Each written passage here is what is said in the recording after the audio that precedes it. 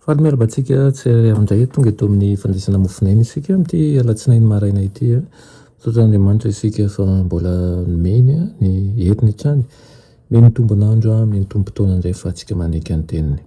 Mandrera antsika ny mofinaina an'io dia vavaka isika. Mitombo Andriamanitra misaotra anao izay ny amin'ny mpanomponao izay mbola tao aminao hatrany andinika ny teninao. Misaotra anao ihany koa izay miasa aniva fiainana tsirairay avy ary mahatsapa izay fa mbola tianao ny hanavitra ny amin'ny fahafianoany ary ny ahafahany misitraka ny fahasoavanao zany. Eto izay ankehitriny izay ny teninao alohan'ny hanaovana zavatra rehetra dia miteza ianao hanafihery hanay hatrany amin'ny anaran'i Jesosy. Amen. Lohateny mofinainantsika androany dia manao ny fankatoavana fisedrana ny fivavahana marina. Eny amin'ny Lioka 4:4 manao hoe fa samy fantatra mivohany avy ny azo rehetra, fa tsy misy manoty aviavy amin'ny tsilo na voaloboka amin'ny voario. Hoy ihany koa ny Korintiana 2:2 manao hoe dinio ny teny anareo na mitoetra amin'ny finoana ianareo na tsia. Misy tokoa manko fa nasasany tonga saina rehefa mamaky an'izany ka manomboka mandinika avy hatrany ny fihetseham-pony tsirairay izy, fa tsy izany anefa ny tena fandinitena marina. Tsy ireo fihetseham-po madinika no tokony ho zahantsika, ny fiainana sy ny toetra ny tokony ho tombanana arak'ilay hany fenitry ny toetra dia ny lalàna masin'Andriamanitra.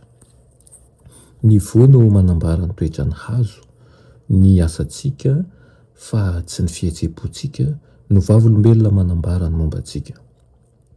Amin'ny alalan'ny ten'Andriamanitra no tsy maintsy hamaritantsika ny tena toerana misy antsika eo anatrehany. Maro no mikorotan-tsaina eo amin'io lafiny io.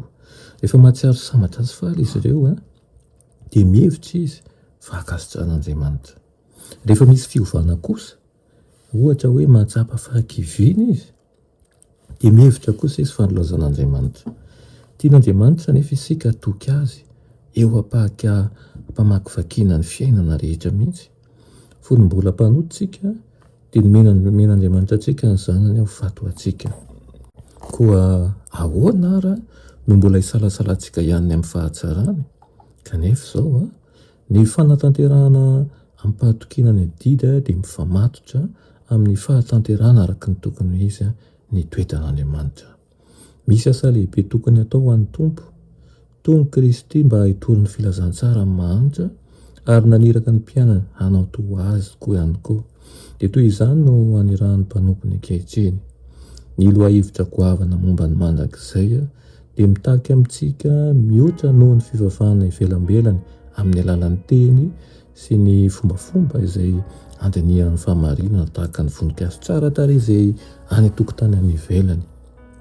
Mitaky zavatra mihoatra noho ny fivavahana feno fihetseham-po izay tsy matokan'Andriamanitra akory rehefa tonga ny fitsapana sy ny olana izany, izay manao hoe fantatro izy nefa tsy mitanjona ny didiny dia mpandainga ary ny marina tsy ao anatiny, fa na iza mitanjona ny teniny dia tanteraka ho amin'ny marina tokoa ny fitiavana an'Andriamanitra.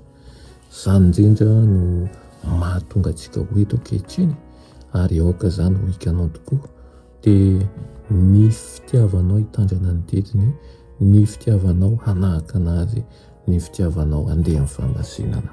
Amen. Vavaka isika. Misaotra anao izay tombo-tianay eo ny amin'izany teninao izany. Ampio izahay tsy handeha amin'ny alalan'ny fihetseham-po fa handeha amin'ny finoana izay voazaha amin'ny alalan'ny toetra ihany koa izay efa feno fanoloran-tena sy ny finiavana momba anao. Tarito amin'ny lalana tsara mandrakareo izahay ary aoka ho fahazavahana amponina rehetra manodidina anay amin'ny fotoana rehetra ihany koa. Anaran'i Jesosy. Amen.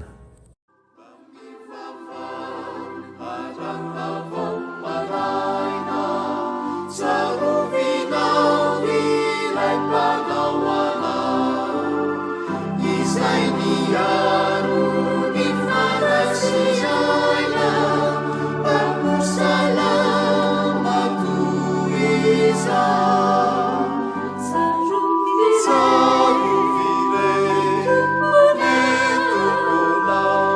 miaro